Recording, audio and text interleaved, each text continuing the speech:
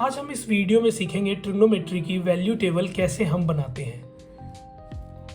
सबसे पहले एक ट्रिक से याद रखेंगे कि हम इस फॉर्मेट को इस तरह से अरेंज करते हैं कि जो फर्स्ट है that will be reciprocal of the last one. तो साइन जो है हमारा वो कॉसेक थीटा का रेसिप्रोकल होता है। हम लिखेंगे कॉस और सेक एक दूसरे के रेसिप्रोकल है। सिमिलरली हम देख सकते हैं कि टैन और कॉट एक दूसरे का रेसिप्रोकल है।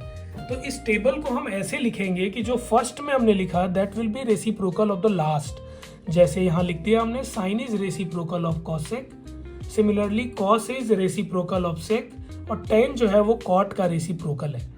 अब हम क्या करेंगे, हम यहाँ पे लिख देंगे 0/4, 1/4, 2/4, 3/4 और 4/4। सब पे लगा देंगे स्क्वायर रूट।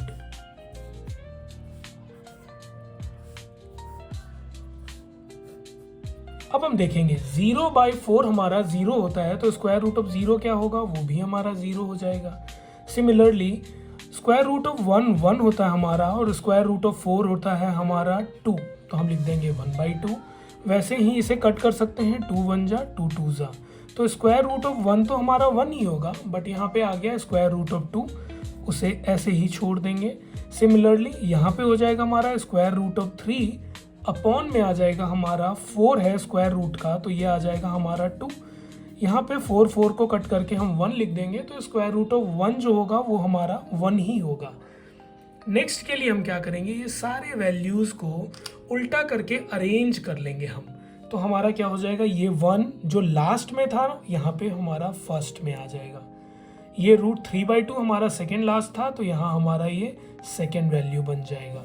1/√2 बीच में आ रहा तो ये अपनी जगह पे ही रहेगा। नेक्स्ट 1/2 हमारा सेकेंड था, वो सेकेंड लास्ट बन जाएगा और 0 हमारा यहाँ आ जाएगा। अब इसके बाद एक फॉर्मूला हम याद रखेंगे, tan थीटा। tan थीटा हमारा जो होता है वो होता है sin θ/cos थीटा। तो अब हमें अगर tan 0 की वैल्यू निकालनी है तो हम इसे डिवाइड कर देंगे 0/1 विच विल गिव यू 0। हम इसे डिवाइड करेंगे 1/2 अपॉन √3/2, ये हमें दे देगा 1/√3। सिमिलरली यहाँ 1 आ जाएगा, यहाँ √3 आ जाएगा और यहाँ हमारा आएगा 1/0। जब भी डिनोमिनेटर हमारा 0 आ जाता है तो वो केस हो जाता है हमारा ND, नॉट डिफाइंड का केस। फिर से हम वही काम करेंगे, ये सारे वैल्यूज़ को रेसिप्रोकेट करके अरेंज कर लेंगे। तो नॉट डिफाइंड इस बार कॉट में, लास्ट था tan में, तो कॉट में सबसे पहले आ जाएगा। ये √3 हमारी सेकेंड लास्ट वैल्यू थी तो ये सेकेंड हो जाएगी। वैसे करके ही हम अरेंज कर लेंगे, हमारा ऐसा आ जाएगा। अब हमें निकालना है सेक थीटा। सेक थीटा जो होता है वो रेसिप्रोकल होता है कॉस का, तो कॉस की जो वैल्यू है 1, इसका रेसिप्रोकल भी 1 होगा। √3/2 है नेक्स्ट, तो ये हो जाएगा 2/√3। 45 पे हमारा √2 हो जाएगा, ये हमारा 2 हो जाएगा और 0 का रेसिप्रोकल जब हम करेंगे तो वो हमारा नॉट डिफाइंड आएगा। नेक्स्ट टाइम हम फिर से वही करने वाले हैं, वैल्यू को रेसिप्रोकेट उल्टा करके लिख देंगे, नॉट रेसिप्रोकेट। तो ये 1 हमारा लास्ट वैल्यू बन जाएगा, ये 2/√3 है वो सेकेंड लास्ट बन जाएगा, ये √2 है हमारा √2 बीच में ही रहेगा।